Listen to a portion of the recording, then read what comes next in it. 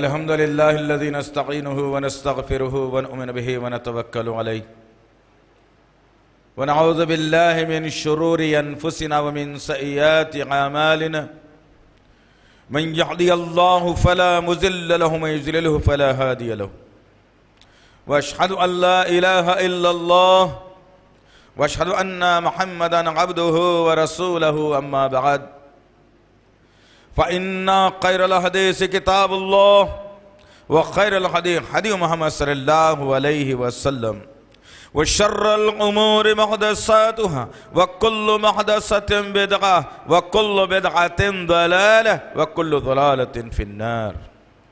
क़ाल अल्लाहु तआला फ़िल क़ुरआनिल मजीद वल फ़ुरक़ानिल हमीद औज़ु बिल्लाहिस समीइल अलीम मिनश शैतानिर रजीम बिस्मिल्लाहिर रहमानिर रहीम। क़ुल हु अल्लाहु अहद अल्लाहुस समद लम यलिद वलम यूलद वलम यकुल लहु कुफुवन अहद। रब्बी शरह ली सदरी व यस्सिर ली अमरी वहलुल उक़दतम मिन लिसानी यफ़क़हू क़ौली रब्बी ज़िदनी इल्मा आमीन रब्बल आलमीन। तमाम तारीफ़ें बुज़ुर्ग बड़ाई किबरियाई उस रब्ब गालिब मौला के लिए जो तमाम जहानों का पालनहार मुदब्बिर मुश्किल कुशा हाजत रवा, जिसकी ज़ात में कोई शिकवा नहीं, जिसकी दानिश में कोई शिकायत नहीं, वर ख़ता से लारेब है। दरुद व सलाम महबत वही किताब हिकमत के मालिक साहिब ताज व मेराज व बुर्राक़ सल्लल्लाहु अलैहि वसल्लम पर सलाम उस पर के जिसने बेकसों की दस्तगीरी की, सलाम उस पर के जिसने बादशाही में फ़कीरी की, सलाम उस पर के जिसके पास ना चांदी थी ना सोना था, सलाम उस पर के तकिया हाथ और चटाई जिसका बिछोना था। दरूद उस पर के जिसकी ज़िंदगी रहमत ही रहमत, दरूद उस पर के जिसका तज़किरा ऐनी इबादत। सल्लि अला मुहम्मद व अला आलि मुहम्मद व बारिक वसल्लिम। ब्रदरन इस्लाम और पस से पर्दा सुनने वाली इस्लाम की मोअज़्ज़िज़ व मोतबर ख़वातीन, ये अल्लाह का बेपनाह फ़ज़ल करम एहसान है। अल्लाह ताला उम्मत मुहम्मदिया में पैदा फरमाया। अल्लाह का एहसान है कि अल्लाह ताला इस बिगड़ते हुए माशरे में भी तौहीद को मजबूती से पकड़ने वाला बनाया। अल्लाह का एहसान है कि अल्लाह ताला बिदअतों से बचाकर सुन्नतों पर अमल करने वाला बनाया। अल्लाह का एहसान है कि अल्लाह ताला इंसानों की लिखी हुई किताबों को छोड़कर आसमानी किताब पर यकीन करने वाला बनाया। अज़ीज़ान मोहतरम, जिस तरह से आप तमाम इस बात से बखूबी वाकिफ हैं कि वक्त और हालात की मुनासिबत से जुमे के खुतबे का उन्वान मुंतखब किया जाता है और कोशिश ये की जाती है इस जुमे के खुतबे से तमाम इंसानियत को भी फायदा पहुंचे और बिलखुसूस मुसलमानों को ज्यादा फायदा पहुंचे। यही हमारी कोशिश होती है और हर जुमा हम कोशिश यही करते हैं कि तारीख़ी वाक़यात, इस्लाही बातें, दावती पहलू, नबी के कारनामे, सहाबा की ज़िंदगियाँ, इन तमाम को एक जगह करके आपके सामने पेश करने की कोशिश करते हैं। और फिर अब जो हालात या वाक़यात जो भी रौनुमा होते हों दुनिया में, उन पर भी हमारी गुफ्तगू होती है। लिहाजा अज़ीज़ान मोहतरम, इन्हीं तमाम हालात और वाक़यात को देखने के बाद आज के जुमे के खुतबे का उन्वान मुंतखब किया गया कि मुसलमान कल और आज। इंशाअल्लाह ताला इसी उन्वान पर आज का यह जुमे का खुतबा होगा।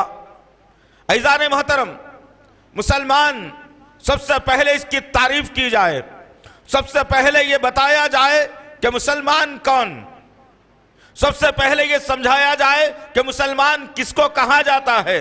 आज तो मामला ये हो गया कि हम अल्लाह की नाराजगी के सारे काम करें फिर भी मुसलमान, नबी की सुन्नतों का मजाक बनाए फिर भी मुसलमान, नमाजों को हम छोड़ दें फिर भी मुसलमान, पैंचों को जमीन से लटका ले फिर भी मुसलमान, चेहरों से दाढ़ियों को मोड़ ले फिर भी मुसलमान, कुरान को कभी कभी पढ़े फिर भी मुसलमान, माँ बाप की बेहुरमती करे फिर भी मुसलमान, अज़ा हो तो मस्जिद में ना आए फिर भी मुसलमान, खबरों पर जाकर सजदा करे फिर भी मुसलमान, मुर्शद के पैरों को छू ले फिर भी मुसलमान। पता नहीं मुसलमान फिर इसको कहा गया है। अल्लाह रब्बुल इज्जत खालिक कायनात मालिक अर्ज़ समा ने मेरे और आपके आका मोहम्मद सल्लल्लाहु ताला अलैहि वसल्लम के क़ल्ब अतहर पर वही का नुज़ूल करते हुए समझाया और बताया कि मुसलमान कौन होता है। उसके बाद बात समझ में आए कि कल क्या था फिर ये मुसलमान और आज क्या है ये मुसलमान, क्या आज इसकी दुर्गत बनाई गई मुसलमान की और कैसा फख्र करता था ये मुसलमान। इसको जानना बेहद जरूरी है, इसको मानना बेहद जरूरी है और इन बातों को सारी इंसानियत के सामने फैलाना बेहद जरूरी है। मुसलमान की तारीफ के बारे में सूरह बकरा की आयत नंबर 285 के अंदर बताया गया, समेअना व अताअना, दो लफ्जों को इख्तियार करके समझाया गया। समेअना व अताअना, जब कभी मुसलमानों के पास अल्लाह और उसके रसूल का पैगाम आता है, अल्लाह और उसके रसूल के अहकामात आते हैं, अल्लाह ताला वही के जरिए से नबी को बताता है और नबी सारी इंसानियत के सामने समझाता है, वो मुसलमान कहा गया जिसके सामने नबी ने कहा ये करना है ये नहीं करना है, बिला चू वो चरा जो कबूल कर लेता है बात को, उसको मुसलमान कहा गया। कोई इस पर सवाल नहीं उठाता। आज तो मामला ये हो गया है मुसलमानों का, पहले तो दाढ़ी रखने में शर्म महसूस होती, अब रखने के बाद सवालात आ गए, एक मुट्ठी रखना, 2 इंच की रखना, 40 कदम से दिखना, कितनी दाढ़ी होना, इतनी रखे तो नहीं चलता क्या, नौस बिल्लाह मिन ज़ालिक याज़ बिल्लाह। ये सवालात धकियानुसी शैतानी सवालात मुसलमानों के दरमियान में आ गए। समेअना व अताअना का दर्जा मुसलमान खो दिया। जब कभी साहबा के सामने अल्लाह और उसके रसूल का पैगाम आ जाता, साहबा कराम उससे बच जाते और खुद भी बचते और दुनिया को भी बचाने की कोशिश करते। चुनाचे मक्के की सरजमीन है, लोग 360 बुतों को पूज रहे हैं, मिट्टी और पानी से मिलाई हुई एक मूर्ति जिसकी कुछ शक्ल और सूरत बना दी गई, जिसके कुछ हाथ और पैर बना दिए गए, जिसको मुख्तलिफ रंगों से रंग दिया गया, उसको लाकर काबे में सजा दिया गया, काबे में रखकर लोगों को बताया गया, समझाया गया कि देखो ये जो घर जिसका तुम तवाफ करने आते हो वो खुदा ऐसा है, वो तुम्हारा मालिक ऐसा है, ये रिस्क देने वाला खुदा, ये बीमारी दूर करने वाला खुदा। लोगों के दिलों में ये बात बरसों से चली आ रही थी, बरसों से खानदानी रस्म रिवाज को लिया हुआ एक इंसान ये समझ रहा था कि काबे में जो बिठाई गई मूर्ति है वही मेरा रब है, वही मेरा खुदा है, वही मेरा इलाह है, इसी को मैं पूजूंगा तो मेरी सारी परेशानियां दूर होंगी। यही नज्म चलता रहा, लोगों के दिलों में उनकी मोहब्बत घर कर गई, उनकी मोहब्बत के सिवा उनके पास दूसरा कोई चारा नहीं और उसी की मोहब्बत के तहत इंसानियत जी रही थी, पल रही थी। लेकिन आइए मोहम्मद सल्लल्लाहु ताला अलैहि वसल्लम को अल्लाह ताला ने नबी रहमत बनाकर, शाफ़े महशर बनाकर, मालिक हौज़े कौसर बनाकर मक्के की सरजमीन पर पैदा फरमाता है। अल्लाह के रसूल तवल्लुद हुए, 40 बरस तक अल्लाह ताला मक्के की वादियों में घुमाता रहा, मक्के की वादियों में बताता रहा, हालात और वाक़यात से वक़फ़ियत करवाता रहा, लोगों की शख्सियतों की ज़ातों से वक़फ़ियत कराता रहा। इन्हीं हालात के बाद जब मेरे और आपके आका मोहम्मद सल्लल्लाहु ताला अलैहि वसल्लम को जबल नूर गारे हिरा के अंदर एक बेहतरीन फरिश्ता आता है, और वही का मज़दा सुनाता है, वहां से जिम्मेदारी दी जाती है और कहा जाता है कि ऐ मोहम्मद सल्लल्लाहु अलैहि वसल्लम, अब आप कोई आम बशर और आम आदमी नहीं है। अल्लाह ताला तमाम नबियों पर आपको फौकियत को बढ़ा दिया है, तमाम इंसानियत के अंदर आपका रुतबा बुलंद कर दिया है। अब तमाम के तमाम कायनात में कोई नबी नहीं आएगा सिवाय आपकी बात को माना जाएगा। अल्लाह वही करता रहेगा, आप दुनिया को बताते रहना, अल्लाह वही करता रहेगा, आप दुनिया को डराते रहना, अल्लाह वही कहता रहेगा, लोगों को बुराई से बचाते रहना, अल्लाह वही कहता करता रहेगा, अल्लाह लोगों को तौहीद की तरफ लाते रहना। यह मज़दा उस फरिश्ते ने सुनाया और मोहम्मद सल्लल्लाहु तआला अलैहि वसल्लम लोगों के दरमियान में आ गए और अपनी जिंदगी बसर करने लगे। आइए यहां से बात शुरू होती है, मुसलमान कौन होता है। मैं और आप आज के इस वाक़यों के अंदर हम अपना जायजा लें, उसके बाद यह चेहरे को अपने शीशे के सामने रखें और तसव्वुर करें कि मेरा चेहरा कहीं अबू जहल जैसा ना हो जाए, मेरा चेहरा कहीं अखनज बिन शरीक जैसा ना हो जाए, मेरा चेहरा नजर बिन हारिस जैसा ना हो जाए, मेरा चेहरा कल क़यामत के दिन अबू लहब के साथ ना हो जाए। मैं ये चेहरे को क्या नबी के चेहरे के तरीके चेहरा बनाया हो ना नहीं बनाया हो।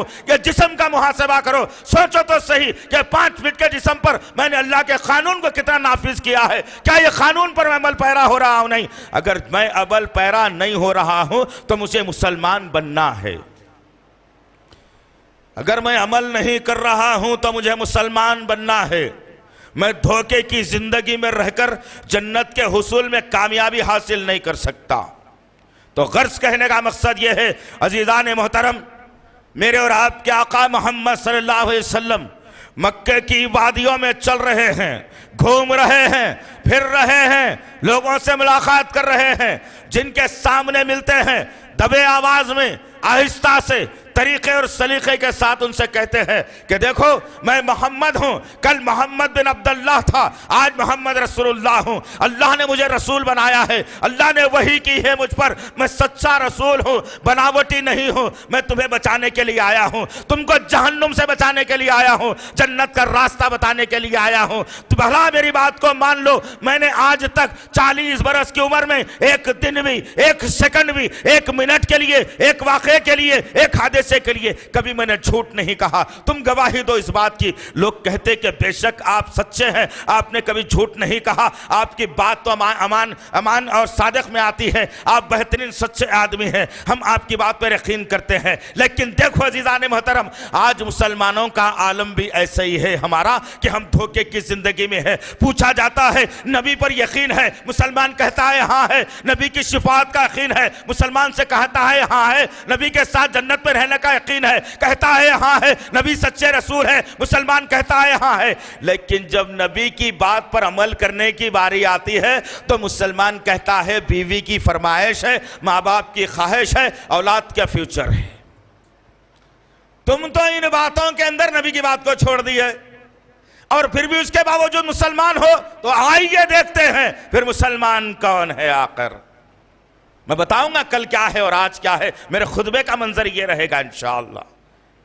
उस वक्त जब कोई किसी को समझाने वाला नहीं था, अकीदा नहीं मालूम था, तौहीद और शिर्क का फर्क नहीं मालूम था, मेरे और आपके आका मोहम्मद सल्लल्लाहु अलैहि वसल्लम ने कहा, ऐ लोगों, ये पानी और मिट्टी से बनाए हुए खुदा ना सुन सकते हैं, ना देख सकते हैं, ना बोल सकते हैं, ना खा सकते हैं, तुम्हारी मदद कैसे करेंगे? मेरा खुदा, मेरा रब वो है जो तमाम कायनातों का मालिक और आका है, जो थामे हुए है, कुन फयकून का मालिक है, उसके अलावा कोई नहीं हो सकता। ला इलाहा इल्लल्लाह तुफलिहून। मेरे आका ने नारा बुलंद किया। जिन कानों तक ये बात पहुंचनी थी, जिनको अल्लाह ताला उस माशरे में से चुन कर निकालना था, ढूंढ कर निकालना था, जन्नत का मुस्तहक बनाना था, उन तक अल्लाह ताला ने जब ये बातों को पहुंचाया और उनके सीनों में अल्लाह ताला ने तौहीद की अमानत भर दी, तौहीद की मिठास भर दी, नबी से मोहब्बत पैदा कर दिया। अल्लाह का डर जब आ गया तो उन्होंने बावाज़े बुलंद कहा, ऐ मोहम्मद सल्लल्लाहु अलैहि वसल्लम, आपकी बात 16 आने सच है, हम आपका साथ देने के लिए तैयार हैं, हम आते हैं आपके साथ। लेकिन उसी इंसानियत के अंदर बदबख्त अबू लहब उम्मे जमीला जैसे भी लोग थे, शेबा, उतिबा, रबिया जैसे भी लोग थे, वलीद बिन मुगैरा भी था, अखनद बिन शरीक भी था, नजर बिन हारिस भी था, अबू सुफियान भी था, हिंदा भी थी। ये तमाम के तमाम लोग मौजूद थे, लेकिन कबूल किसने किया था? चंद लोगों ने कबूल किया था। बड़े जम्मे गफीर था, उम्मीद थी कि इसमें से आधे लोग कबूल कर लेंगे, लेकिन उंगलियों पे गिने जाने वाले लोग जब कबूल करते हैं, नबी की तालीमात को कहते हैं, ऐ मोहम्मद सल्लल्लाहु अलैहि वसल्लम, आपकी बात 16 आने सच है, आपने गलत नहीं कहा है, आपकी बात मोतबर है, हम कलमा पढ़ते हैं आपके हाथ पर, लाइए ला इलाहा इल्लल्लाह मोहम्मद रसूलुल्लाह का इकरार कर लिया।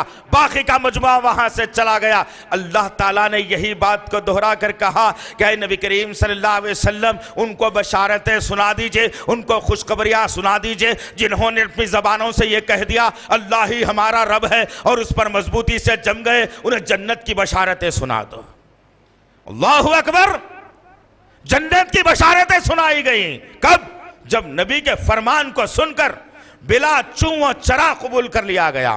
यह नहीं कहा गया ऐ मोहम्मद सल्लल्लाहु अलैहि वसल्लम, बहुत दिन से इन बुतों को पूजने की आदत है, क्या 4 दिन और पूज कर छोड़ दिया जाएगा, उसके बाद आपकी बात को मान लेंगे? यह नहीं कहा उन्होंने, बल्कि यह कहा कि बेशक यही सही है, तोड़ते हैं बुतों को, ये हमको इसकी जरूरत नहीं है, यह सुनने के काबिल नहीं है, हमारे हाथों के बनाए हुए हैं। अल्लाह ने जन्नत की बशारतें सुना दी दोस्त, जन्नत की बशारतें सुनाई। लेकिन आज हमारा मामला क्या है? 1400 बरस के बाद हम इतने होशियार हो गए कि अल्लाह और उसके रसूल का फरमान हमारे पास आता है और हम सोचते हैं कि मेरी ज़िंदगी कैसे गुजरेगी, क्या मेरी कमाई होगी या नहीं होगी, क्या मुझे लोग चिढ़ाएंगे, कंपनी का बॉस में निकाल देगा, मैं नमाज पढ़ूंगा तो लोग क्या कहेंगे, दाढ़ी रखूंगा तो लोग क्या कहेंगे, जोड़े की रकम लोग नहीं लूंगा तो लोग क्या कहेंगे। आज तो मेरी और आपकी फिक्र इस तरफ हो गई, वो फिक्र थी कल के मुसलमानों की। सोचते थे वो लोग कि हकीकत तो यही है। जब यही मामला चलता रहा, अल्लाह ताला गिने चुने लोगों को उठाता रहा मक्के की सरजमीन से, उंगलियों पे गिने जाने वाले मुसलमान थे। 13 साल की तिक व दो मेहनत के बाद जिन मुसलमानों को अल्लाह ताला ने मक्के से उठाया, क्या तादाद थी उनकी, जरा गौर करो तुम। 13 साल मामूली बात नहीं है, वक्त का नबी मेहनत कर रहा है। 13 साल के बाद अल्लाह ताला ने मुख्तसर 100 या 150 मुसलमानों की जमात को तैयार किया मक्के की सरजमीन पर।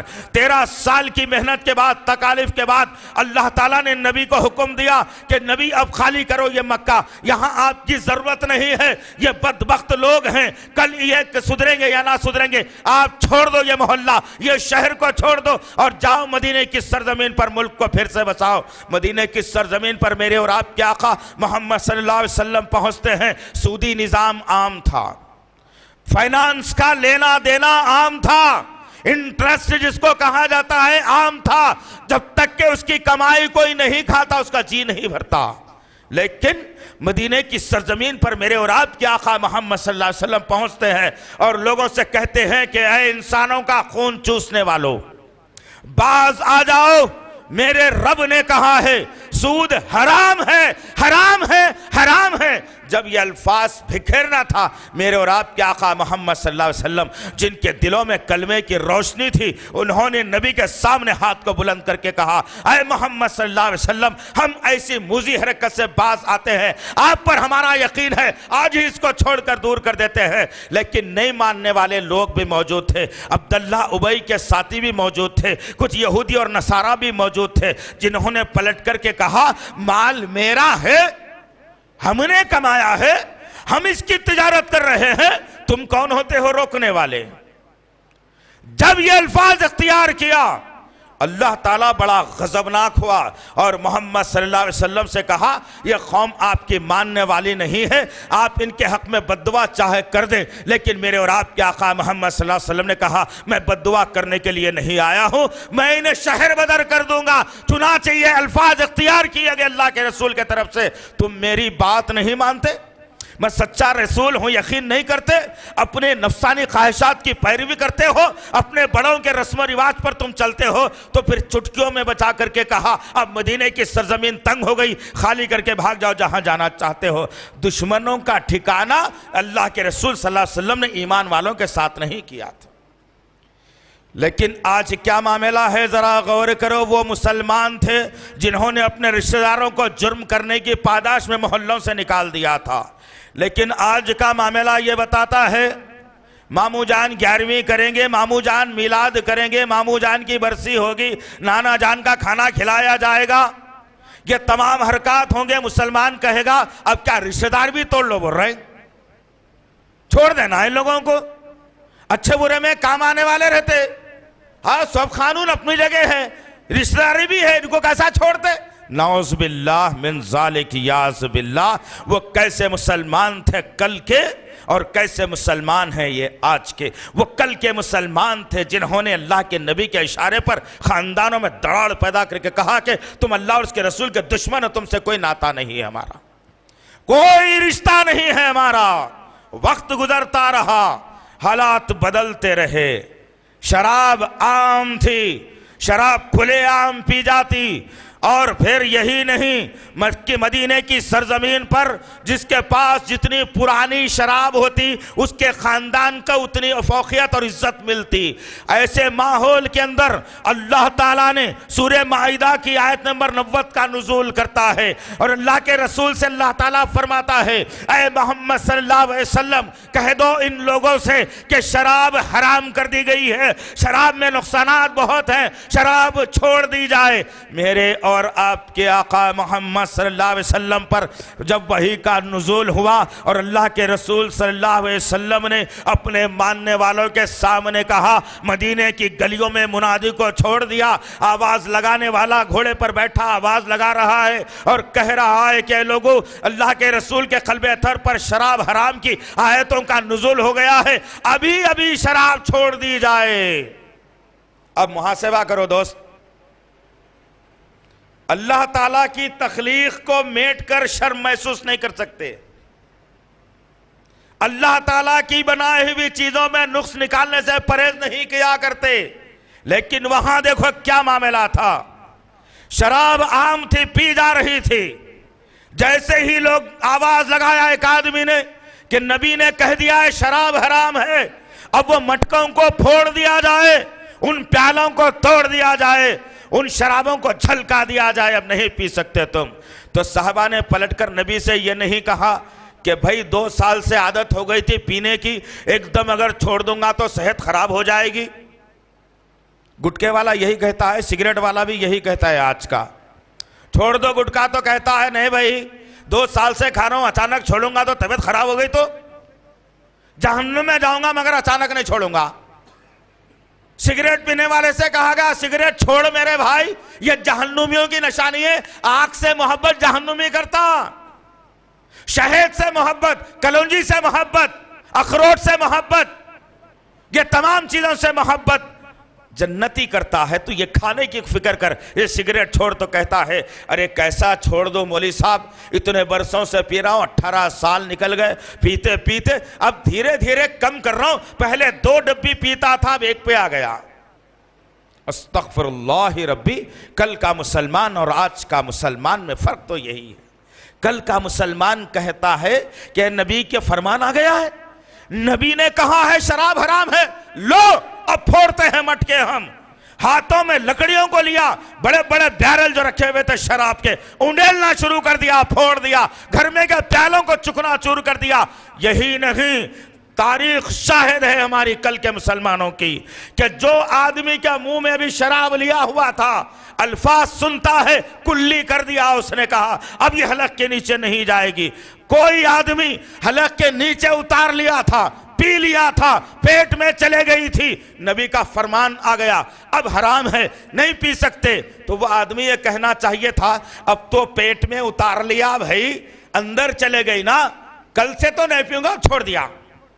अब तोड़ दिया और छोड़ दिया। लेकिन कल के जो मुसलमान थे, नबी की बात पर यकीन कैसा था उनको कि वो आदमी को देखा गया अभी अभी चंद मिनटों पहले शराब उसके पेट में उतर गई और नबी ने कहा हराम है। वो आदमी अपने मुंह में उंगलियां डाल रहा है, हल्क तक उंगलियों को ले जा रहा है, उकारी कर रहा है और अपने पेट से वो खराब शराब को निकाल कर बाहर कर रहा है।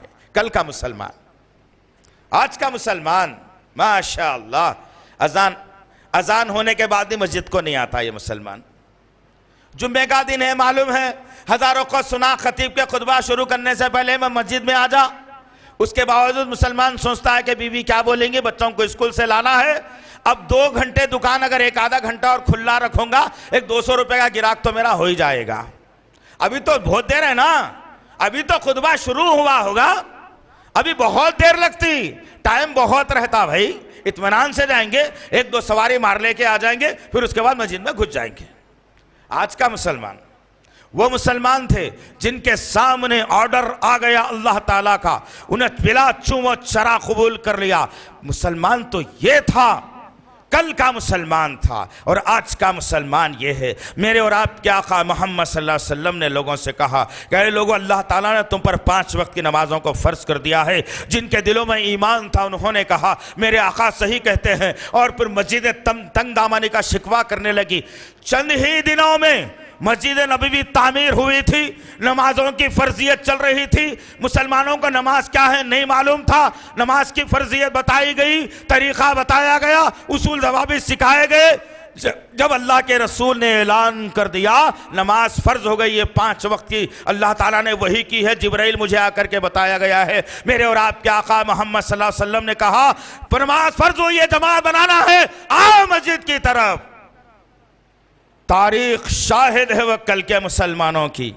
नबी के इशारे पर बीवी के पास बैठा था तो छोड़कर निकल गया, औलाद गोद में थी नीचे डालकर आ गया, तिजारत थी बंद करके आ गया, दोस्त के पास ठहरा था छोड़ के आ गया, भूख लग रही थी खाना छोड़ दिया, नींद आ रही थी नींद छोड़ दिया। अल्लाह के रसूल का हुक्म हुआ कि अब नमाज पढ़ना है, मुझे मस्जिद में जमा होना है। जिसकी बुनियाद पर दोस्तों वो मस्जिद नबवी जब तामीर की गई, उन मुसलमानों की औसत के हिसाब से तामीर की गई थी, लेकिन चंद ही दिनों में मुसलमानों की तादाद इतनी बढ़ने लगी, नमाजी मुसलमान ऐसे मस्जिद में आने लगे। चंद ही दिनों के बाद अल्लाह के रसूल ने ऐलान कर दिया अब मेरी मस्जिद छोटी पड़ रही है, इस मस्जिद को बड़ी करना है। आनन फानन मस्जिद नबवी को बड़ी कर दिया गया।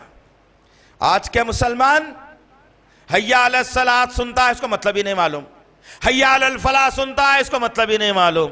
इसको सिर्फ एक ही बात मालूम है, अच्छा खाना, पैसे जमा करना, बिल्डिंग बनाना, गाड़ियां खरीदना, तमाम चीजें मालूम। हय्या अलल सलात हय्या अलल फलाह 1400 बरस से सुन रहा है, जब से होश संभाला है, जब से सुन रहा है। क्या आना है मस्जिद को हय्या अलल सलात पर, नमाज मुझे कायम करना है, नमाज की तरफ मुझे आना है, मुझे नमाज की तरफ आना है, मुझे नमाज पढ़ना है, मैं नमाज पढ़ूंगा। गर्ज कहने का मकसद यह है अजीजान मोहतरम, गर्ज कहने का मकसद यह है कि हम आज कल के मुसलमानों की तरह नहीं हैं। हमारी जिंदगी तो कुछ और हमने बना ली है। जब कल के मुसलमान थे जो मुल्कों पर हुक्मरानी करना जानते थे, मुल्कों को पर कब्जा करना जानते थे, वो हुक्मरान थे जो गैर मुस्लिमों के मुल्कों पर जाकर के इस्लाम की दावत देते हुए वहाँ इस्लाम के परचम को बुलंद किया करते थे, वहाँ इस्लाम के परचम को जो है ना बुलंद करके इस्लाम की दावत वो दिया करते थे। लेकिन आज के मुसलमानों की हरकत की वजह से आज वो ममालिक जो है ना गैरों के हाथों में चले जा रहे हैं। बर्रे आजम अफ्रीका मुसलमानों का था, आज गैरों के हाथों में चला गया। कल जहां अजानें बुलंद हुआ करती थी, आज वहां पर जो है ना शराब की दुकानें खोली गई। जहां पर कल सजदे हुआ करते थे, वहां पर औरतों को नचाया जा रहा है। आज जो है खुस्तुनतुनिया के अंदर मसाजिद को चर्चों में तब्दील कर दिया गया, औरतों को बरहना में भिजाया जाता है, वहां पर मॉडलिंग की जाती है और यह कहा जाता है कि मुसलमान कल ये मस्जिदों में अजान देते थे, आज ये मस्जिदों के अंदर हम वो अहम काम करके बताएंगे। दुनिया में अगर कोई मुसलमान मौजूद अगर है, कोई माई का लाल मौजूद है, कोई नबी का उम्मती मौजूद है, कोई कलमा पढ़ने वाला मौजूद है, हमको इस हरकत करने से बाज आ जाए और कोई हमको रोक करके बता दे। अजीजान मोहतरम, आज तुमको चैलेंज किया जा रहा है, आज तुमको समझाया जा रहा है, आज तुमको डराया जा रहा है। तुम्हारे सीने में वो कलमा मौजूद है जो बिलाल के सीने में था, तुम्हारे सीने में वो कलमा मौजूद है अबू उबैदा जर्राह के सीने में जो कलमा मौजूद था, आज तुम्हारे सीने में वो कलमा मौजूद है। उमर के सीने में जो कलमा था, आज वो कलमा तुम्हारे सीने में मौजूद है। हजरत अली के सीने में जो कलमा था, लेकिन फर्क यह था कि वो दुश्मन का जवाब देना जानते थे, आज तुमको दुश्मन से डरने का सलीका आ गया।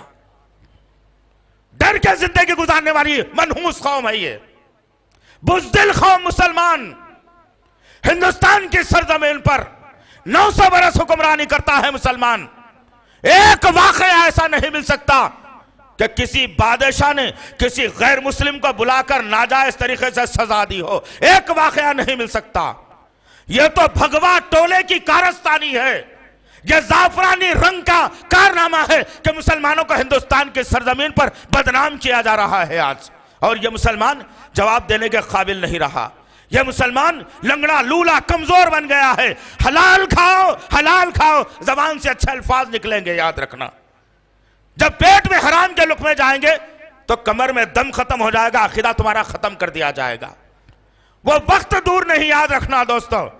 आज की तारीख में अगर मुसलमान हिंदुस्तान के खिलाफ में अगर होता, हमारे बादशाह अगर हिंदुस्तान के खिलाफ में अगर होते, हिंदुओं के खिलाफ में अगर होते, तो आज की तारीख में हमें यह बताना दोस्त कि आज दिल्ली की जामे मस्जिद चीख चीख कर कह रही है कि हिंदुस्तान मुसलमानों का मुल्क था, है और रहेगा। कोई माइकल अली ने यहां से नहीं निकाल सकता।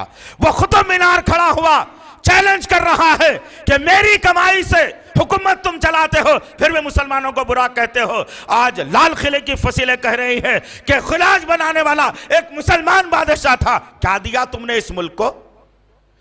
क्या दिया तुमने इस मुल्क को जितना हमने इस मुल्क को दिया है?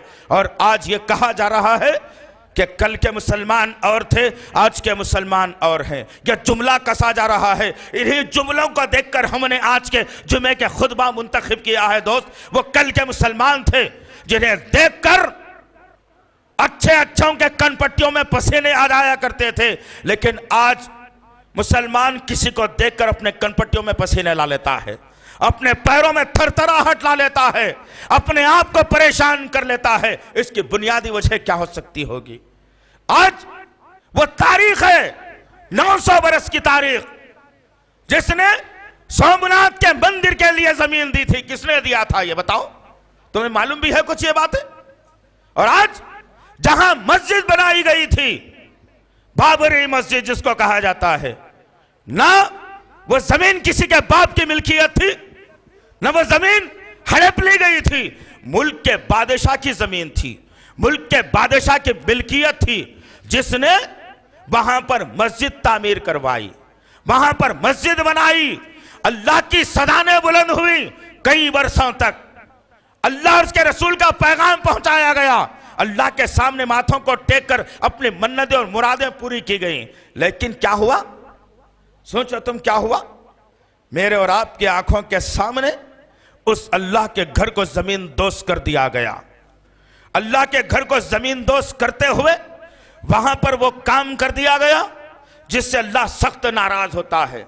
गर्ज कहने का मकसद यह है जिजाने मोहतरम, आज अल्लाह मुझसे और आपसे नाराज है, इसलिए कभी हमने अपने दुआओं में बाबरी मस्जिद का हिस्सा नहीं बनाया।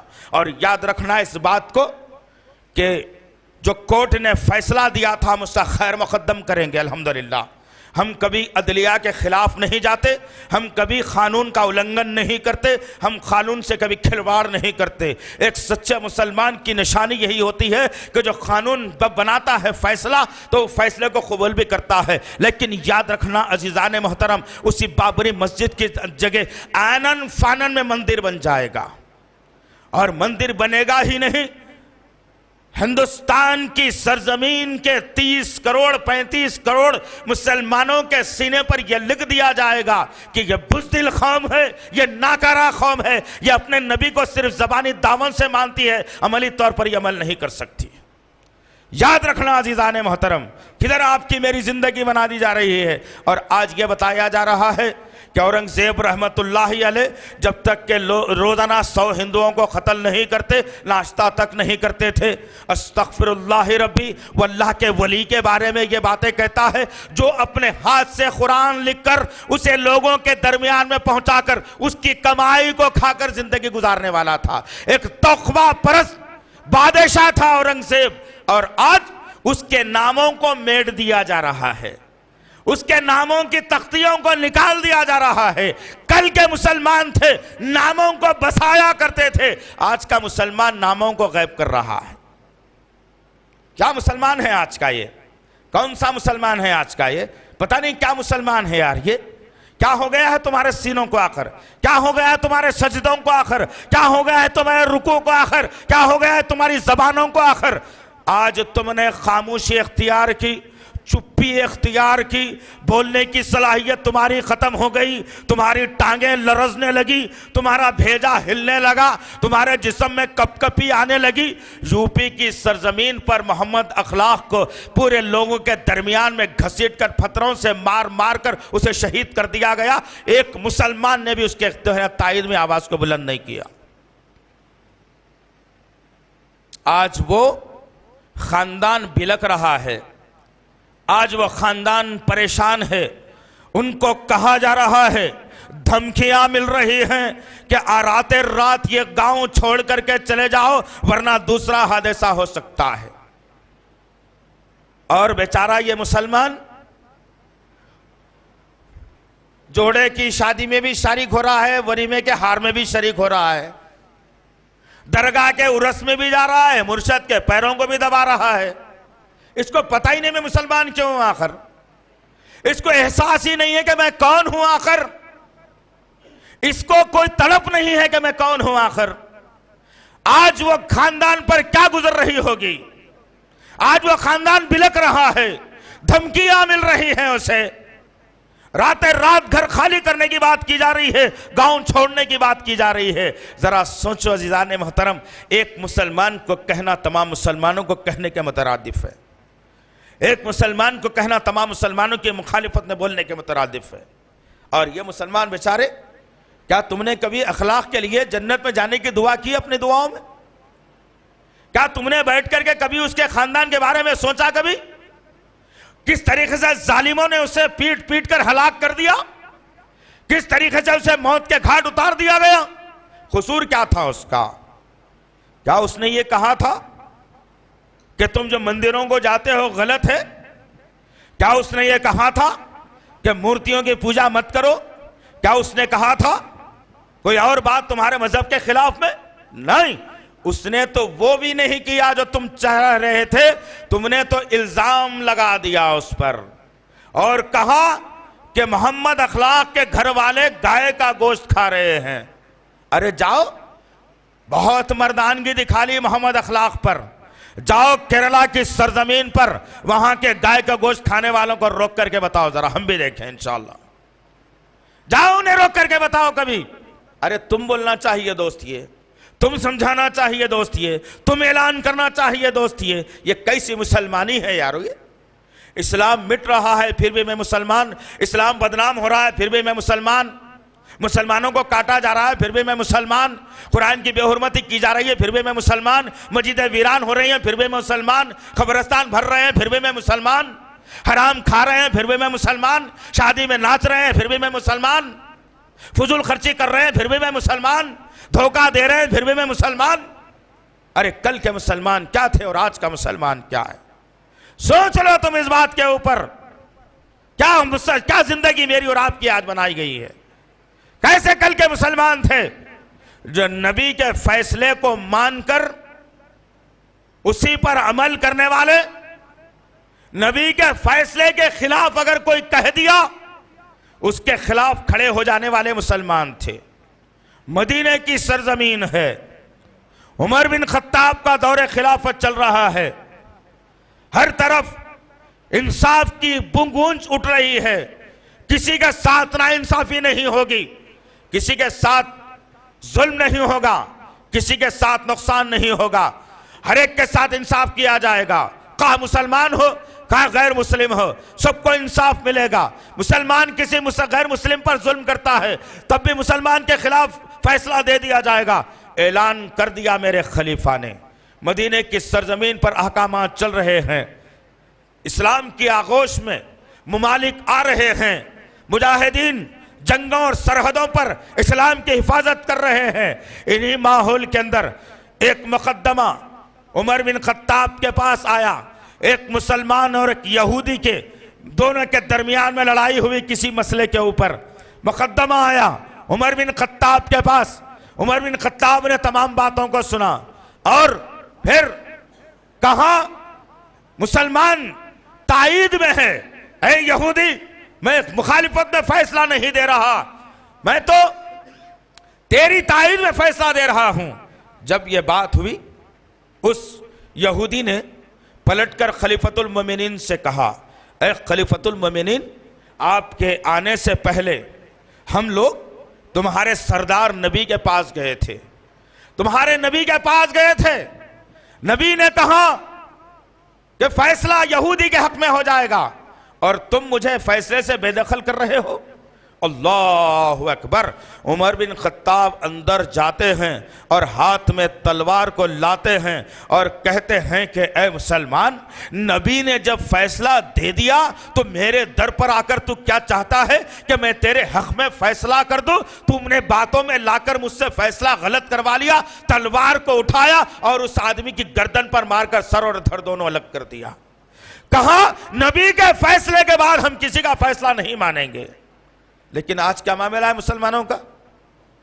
मुसलमानों को बताया जाता है, समझाया जाता है, इन्हें बात इल्म में लाई जाती है और मुसलमान कहता है हमारे बड़े करते हुए आए ना भाई, अब कैसा छोड़ देना। हमारे बड़े नबी, इनका बड़े पता नहीं कौन है आखिर, पूरी कायनात के बड़े नबी, पूरे नबियों के बड़े नबी, पूरे इंसानियत के बड़े नबी, वो बड़े जो बोले वो सुनना चाहिए था। लेकिन आज क्या मामला है मुसलमानों का? दादा बोले सो सुनता और खानदान का ना पानदान का, ना खून का ना डीएनए का, एक मुर्शद को अपना रहबर बना लेता, उन्हें इसके जेब को छिलते रहता, इसको फकीर बनाते रहता, उसकी बात को मानता। उन्हें बोला झंडा चढ़ाओ, चढ़ा देता। उन्हें बोला कपड़े नको पहनो, बोले नहीं पहन लेता। उन्हें बोला जोरू को छोड़ दो, छोड़ देता। उन्हें बोला हराम खा लो, हलाल है, खा लेता।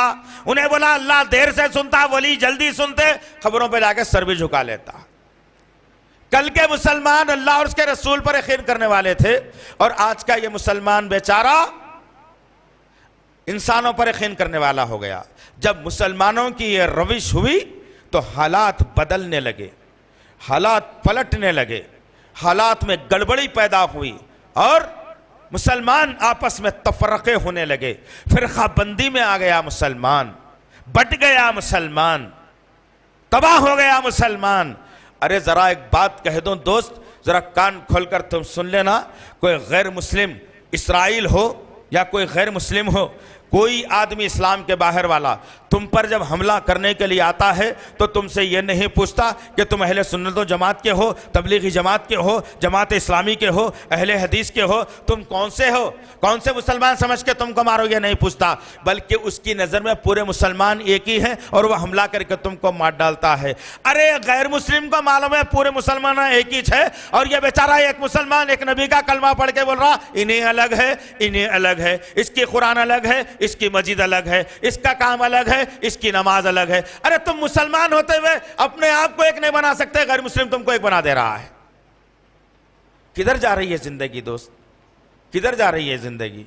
क्या हो रहा है मेरी जिंदगी में, आपकी जिंदगी में? जरा सोचो दोस्त, ठंडे दिल से अपने दिल से फैसला करो यारो। आ जाओ इस्लाम की तरफ, वो इस्लाम की तरफ जो 30 पारों की शक्ल में है। आ जाओ उस इस्लाम की तरफ 114 सूरतों की शक्ल में है। आ जाओ उस इस्लाम की तरफ जो बुखारी और मुस्लिम के अंदर है। आ जाओ उस इस्लाम की तरफ जिस पर अबू बकर ने अमल करते हुए जन्नत को हासिल कर लिया। आ जाओ उस इस्लाम की तरफ उमर बिन खत्ताब, उस्मान बिन अफ़्फ़ान, अबू उबैदा बिन जर्राह, हजरत अली, हजरत फातिमा, हजरत आयशा ने जिन बातों पर अमल के जन्नत का हुसूल किया था, वो इस्लाम आज पुकार रहा है दोस्त, वो इस्लाम आज लरज रहा है दोस्त, आज वो इस्लाम तुमको आवाज दे रहा है दोस्त।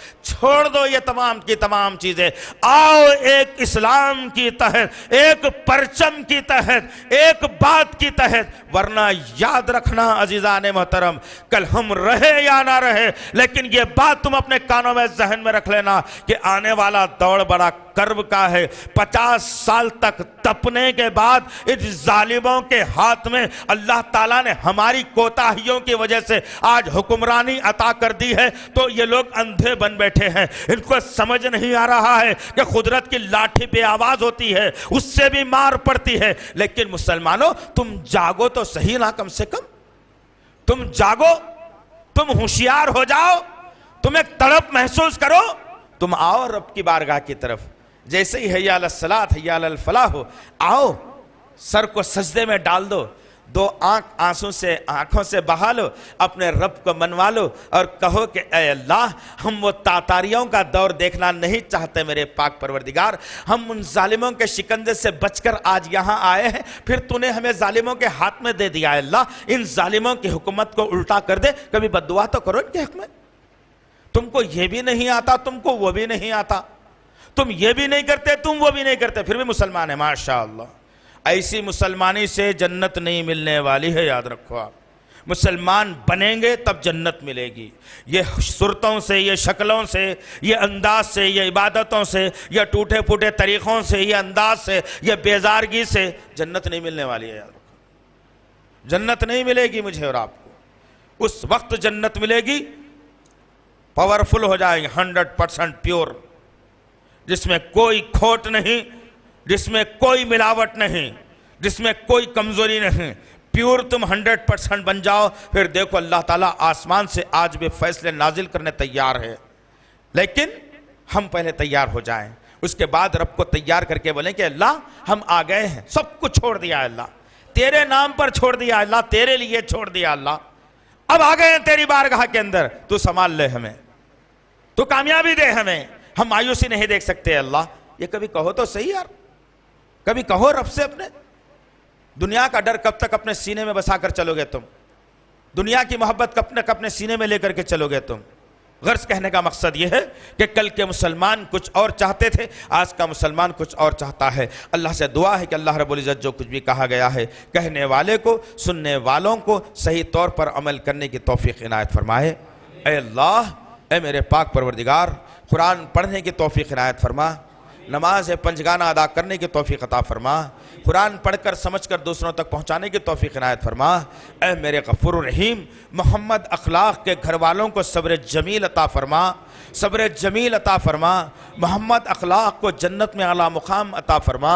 ऐ अल्लाह, जिन जालिमों ने उसके चेहरे पर मारा है, उसके जिस्म पर मारा है, ऐ मेरे पाक परवरदिगार, एक ऐसी ख़तरनाक मुजी बीमारी इनके दरमियान में फैला दे कि आइंदा कोई जालिम मुसलमान के खिलाफ में खड़ा होने की जुर्रत ना कर सके। ऐ मेरे पाक परवरदिगार, हम निहत्ते हैं, हम कमज़ोर हैं मेरे पाक परवरदिगार, लेकिन तेरा दामन हमारे साथ है, तेरी याद हमारे साथ है, तेरा जिक्र हमारे साथ है, तेरी कुरान हमारे साथ है, तेरा घर हमारे साथ है।